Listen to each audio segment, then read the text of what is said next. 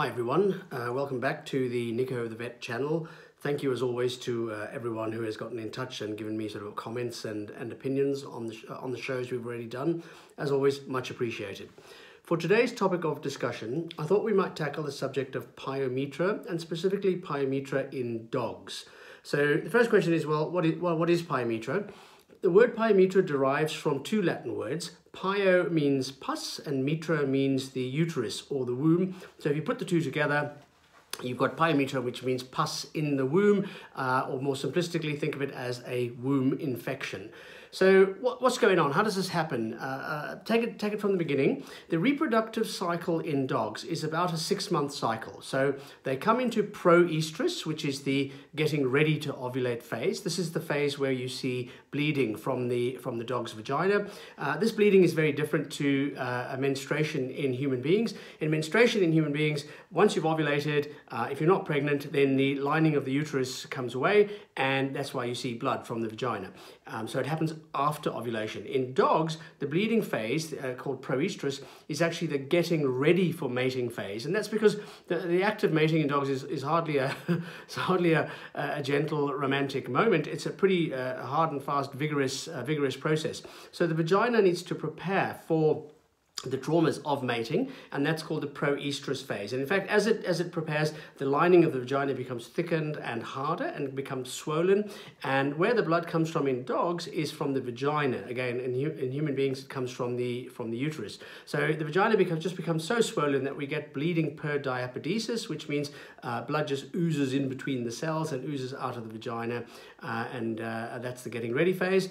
The getting ready phase on average lasts about 9 days. So when your dog comes into season or comes on heat, you'd expect to see bleeding for on average 9 days. Anything between 2 and 27 days would be considered normal. And a lot of people make the mistake that when the bleeding phase ends, they think, well, that's it, my dog's, she's over it now, the season is gone, and I can let her off the lead again and she can run around in the park. And nothing could be further from the truth, because in fact they will ovulate after the bleeding phase, again in contrast to what happens in human beings. And so usually after you've had the bleeding phase for about 9 days, in the week after that, that's called estrus, and then at that stage the dog will elicit the attentions of boy dogs and will actually stand when they mount her for mating and allow the mating to happen. After that, if you're pregnant, then clearly you're pregnant, and if you're not pregnant, you go into meta-estrus, where everything reboots, the whole reproductive tract goes back to normal, and then you go into di-estrus, which is that long resting phase, which lasts for about 5 months in between seasons. So this cycle happens every 5 months. So pyometra happens most commonly in sort of middle-aged and older dogs. It's not impossible. That could happen in a younger dog, but the youngest I've ever seen it was a 1-year-old dog, but we're normally expecting it in middle age and older, so sort of 5 years and older. And effectively what happens is the bitch will go through the normal reproductive stage. So she'll go through the pro-estrus, which is the bleeding, getting ready phase, and then she'll go into estrus, where she's in the mood and will accept mating from males. And then let's say she's not been mated, or let's say she has been mated and there's been successful fertilization, so sperm has been introduced into the vagina and they've wiggled their way up through the uterus, up the fallopian tubes, and they met the eggs coming down from the ovaries, and they've joined together and they've formed an embryo. The embryo then sort of rolls down the fallopian tube, lands in the uterus, and remember, when it gets there, there's no placenta, so it's not plugged into, the embryo is not plugged into mum, so it needs to get oxygen and some sort of food and water, if you like, from somewhere while the body is developing a placenta. And the body's answer to this is the uterus makes the cells lining the uterus and the endometrium make a thick sort of gloppy fluid which the embryos bob around in, and effectively that feeds and nourishes the embryos while the body is taking the time to make the placenta. Effectively, the baby is plugging into the mum for nutrition. So that rich medium that the liquid that the uterus produces is very good at feeding the eggs. Unfortunately, it's very good at feeding everything else too. So let's say that mating has not happened, or mating has happened but it's not been successful. So the uterus doesn't know this. The uterus assumes that there are embryos that have tumbled down into the uterus and need to be fed. So the uterus, let's say when you're not pregnant, will go ahead and assume pregnancy and you'll have this rich fluid waiting to feed something. And in the absence of any embryos in there to feed, if there are any bacteria at all in the area, they will just take advantage of that situation. They love that situation. It's the same as if I took a swab from a wound or from my arm and sent it off to the lab to culture bacteria. They would grow it in a rich growth medium, usually blood agar, that kind of thing. Well, this is just the same effect. It encourages the growth of bacteria. So if there are any bacteria in the reproductive tract, and they colonize the uterus, then they're going to be well fed, well nourished by the uterine fluids, and that will produce pus, hence pyometra, pus in the uterus. Also then, what compounds the problem is that during pregnancy, the predominant hormone that controls pregnancy is progesterone. And effectively, it tells the uterus wall to thicken up a little bit and to not contract, just to sit there and take it easy on the assumption that there's a baby in the uterus. Well, if you've now got the pyometra, so there's no baby, but you've got pus accumulating in the uterus, because the uterus is now effectively just sitting there, there's no contractions, there's no movement, there's nothing to encourage the pus to come out, and so the pus just accumulates more and more and more in the uterus. And we get two kinds of pyometra. We talk about open cervix and closed cervix pyometras. So in a regular pregnancy, apart from having a baby in the uterus, you also have to stop the baby falling out of the uterus. So the cervix will close off, will seal off right up until the 11th hour when one goes into labor. And in the case of pyometra, if the cervix is closed, because remember the uterus is thinking it's pregnant, and although it's full of pus rather than babies, the progesterone is still supporting the call it the pus pregnancy, if you like. It's supporting this wrong pregnancy. So there's no contractions, and the cervix is closed, so the pus has nowhere to go. So you would have no sign of it outwardly because it can't come out of the vagina because the cervix is sealed. In an open cervix pyometra, it's slightly more obvious because, as the name suggests, the cervix is open, and although there's no active contraction from the uterus, it's really just overflowing. It gets so full of pus that the pus sort of drips out of the back and moves out of the vagina. And most commonly you'll see this in your dog when she rises from rest, and you see this sort of smear of horrible, nasty smelling liquid there. The color of it can vary enormously from the classic sort of yellow and green that you would expect from pus to a sort of a nasty brick red, mucusy, mucky sort of color. And that's very different to the discharge that you see. The discharge you see is a nice red or pink watery blood coming from the vagina, and that's the coming into sort of season, whereas the pyometra, it's a brick reddy, browny, yellowy green color, thick, gloppy, but quite sort of mucusy and often smelly, but not necessarily. So if you see anything other than a thin, watery, pinky red blood coming out, assume it's a pyometra. And so when would one expect to see a pyometra developing? Again, if you think of it as the uterus was preparing for pregnancy, and then instead of having a pregnancy, it's got an infection, but it's actually carrying the infection like a pregnancy, when would you expect this to happen? And it's usually anywhere from about the reports suggest anywhere between sort of 2 and 10 weeks after the season, after the bleeding phase. In my experience, it's usually 4 to 6 weeks after the pro-estrus, after the bleeding phase, when your dog has been in season or in heat. 4 to 6 weeks later is when the pyometra may reveal itself. So again, in the obvious cases of pyometra with the open cervix, you'll see the muck and the pus coming out. In the closed cervix, you will not. But actually, often before you see those signs, the other signs that one would notice are, often the first sign is that the bitch will just start to drink more water and pee more. So what's going on there is that as the pus accumulates in the womb, it interferes with the kidney's ability to recycle water. So the kidneys become less efficient at recycling fluid, so you lose more water in your wee, and you've obviously got to replace that all by drinking more. It's not quite true, but I always say to people, the best way to think about it, which is, again, I'm just giving you the accurate reason for why, is think of it another way. Think of it as the pus accumulates in the womb, the body's becoming toxic because it's absorbing all the toxins associated with the pus, and the body wants to flush all of this out. It wants to get rid of all of this, and so you drink more to try and flush it out. And that's the first sign that one will see with a pyometra. The second sign is that as more and more pus accumulates and you get the toxic effect on the body, your dog will start to look sick, in the sense that They'll look lethargic, they'll look miserable, they'll lose their appetite, and just generally mope around. Sometimes in the later stages, as they become even more and more toxic with the pus, you'll even see vomiting. So 4 to 6 weeks after the season, you notice your dog is a bit lethargic, a bit more quiet, drinking more, sometimes significantly more, eating less, sometimes not eating at all, as well as vomiting and just looking like a sick dog. Very, very suggestive that you've got Pyometra. Look under the tail, see if you can see any mucky, horrible discharge. But if you don't, remember, it could be a closed cervix Pyometra. So what to do? Well, if you do nothing, this will not go away, this will not fix itself, and there's every chance that, bluntly put, your dog will die from this. So doing nothing is not a great option. In fact, get onto it as quickly as possible, because again, as the pus accumulates, it has a toxic effect on the body. So not to put too fine a point on it, effectively the pussy uterus is poisoning the rest of the body, and you don't want to leave it so that you're so poisoned and so toxic that the opportunity to fix a minor problem becomes all the complications of fixing a big problem. So go to the vet sooner rather than later. The vet will ask you all the questions about when was the last season, what are the symptoms that you're noticing. If the cervix is open and they can see the pus, there you go, you've got the answer. If not, they'll either take an x-ray or do an ultrasound scan to see what's going on in the uterus. Ultrasound is a beautiful way of diagnosing it. It's very quick, takes 2 seconds, doesn't hurt, and you know exactly where you are. Usually vets are going to want to run some blood tests at the same time, just to get an idea of how the liver and the kidneys are functioning, because remember, they take a bit of a whack from the infection and the toxic effect on the rest of the body, so we want to know that they're okay.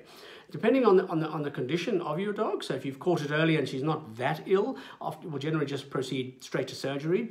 What do I mean by surgery? We're going to go in and effectively spay her, which is to remove the uterus or the womb together with the ovaries. If your dog is really, really sick, so I've seen dogs present literally collapsed, unable to stand, and just vomiting uncontrollably, we'd probably want to take a little bit of time to try to stabilize them. Effectively, we would put them on a drip, try to flush the system through, flush all the toxic effect out of the body, and just get them in a slightly stronger state so that they are more able to withstand surgery. Because remember, when we're going to surgery and effectively doing a hysterectomy, that is a significant trauma to the body. So you need to be in the best possible condition you can, and the best possible health to get through the surgery in terms of surviving the anesthetic and surviving the trauma of the surgery. Because at the end of the day, surgery is controlled, directed trauma. So what's the difference between you removing the uterus in a Pyometra versus just a regular spay? Well, in a regular spay, we usually schedule these, going back to the beginning of the talk, in the Discharge phase of the girl's cycle. So the phase in between her seasons, when the uterus is really just rebooted and it's gone dormant. It's lying there doing nothing. It's as small as it'll be, and it has relatively little blood supply compared to when either you're in season or pregnant, where the uterus is very big and it's engorged with blood. So when we're spaying, we sort of pick that time to be removing the most inert stage of the uterus and the ovaries. So as you all know, you make a midline incision from the belly button as far back as you need to, and we lift the uterus out, and we remove both ovaries and the uterus right down to the body of the uterus and the cervix. So we remove the whole lot.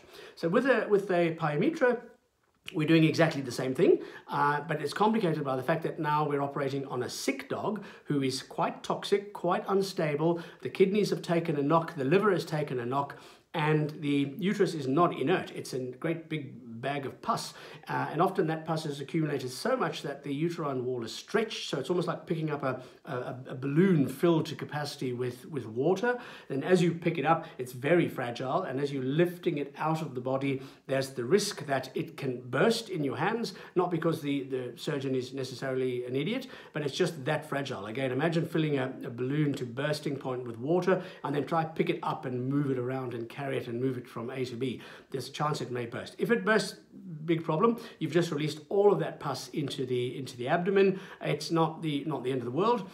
You would just lavage, or just rinse out the abdomen with copious saline, just wash and wash and wash and wash until you've got it all out, and then close up routinely and really bombard with antibiotics, and you should be fine. But it's better not to have it burst in the first place. So it's effectively you're spaying her, but under the most testing conditions, because the dog is in the most precarious state, the uterus is in the most most precarious state, and everything that could go wrong in this regular spaying is now amplified under the Pyometra stage. So that is the ultimate sanction, is remove the uterus, chuck it in the bin, end of the problem, it can't happen again.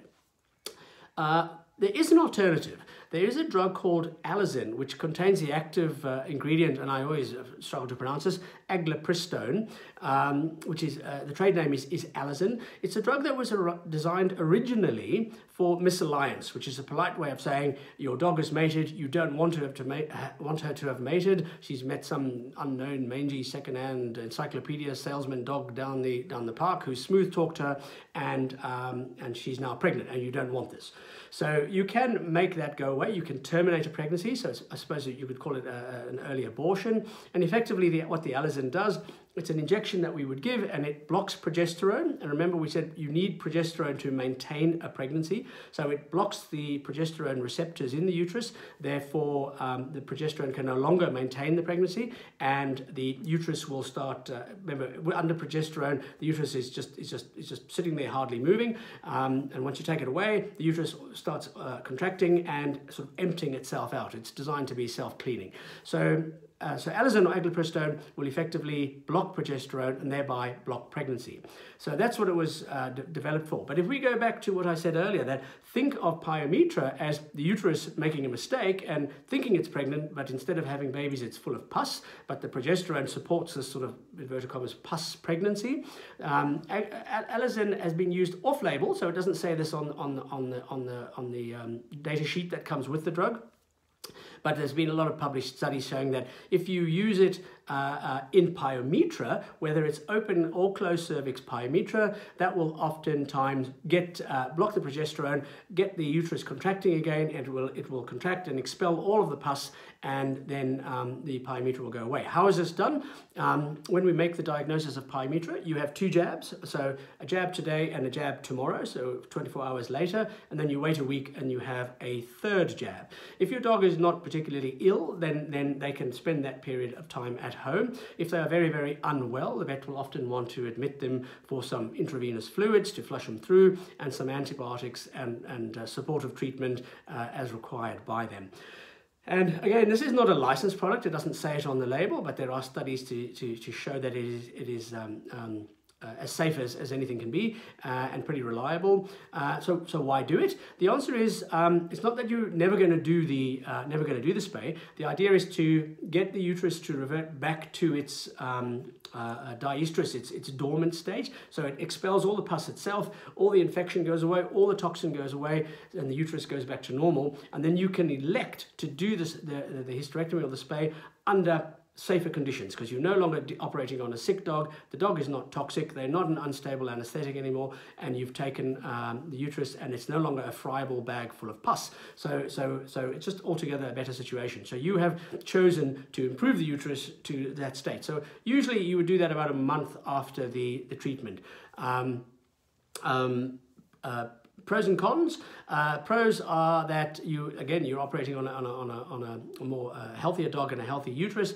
The cons are that you're going off label. So there's a lot of there's not it doesn't say it on the tin. So if things go wrong, people may sort of feel that their vet has done something wrong. But at this stage, there's nothing to support that. The big question is, if you've got a valuable breeding bitch and she's got a Pyometra and you do want to breed with her, is this an option to use the Alazin and clear it all out and then mate at the next season? There's no evidence that I can find that says that will work and that will be fine, but there's no reason to think that it would not be fine either. So if anybody knows, I'd love to know if they've done that and they've been successful with it. Again, and that really only would apply to, meaning not progressing to desexing, that would apply to really just if there's a reason, like a very, very well-bred bitch whose genes we want to use to improve the breed in general.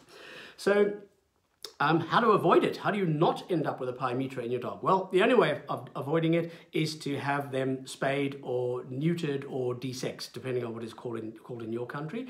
And again, we do that before the problem arises, and we remove the ovaries and the uterus.